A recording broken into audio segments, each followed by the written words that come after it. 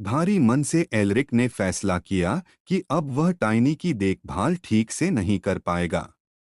उसने जंगल के चिड़ियाघर से संपर्क किया, जो दुर्लभ और जादुई जीवों की शरणस्थली थी।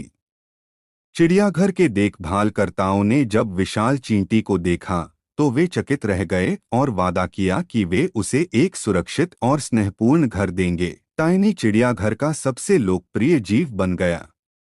उसे देखने के लिए जंगल भर से परियां, बौने और बच्चे आने लगे।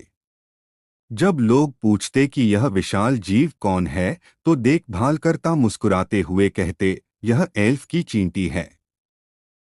समय के साथ यह वाक्य बिगड़ते बिगड़ते एक नए शब्द में बदल गया, हाथी एलिफेंट। असली कहानी धीरे धीरे लोगों की यादों से मिट गई। पर जंगल के एक कोने में एल्रिक आज भी उसे याद करता है।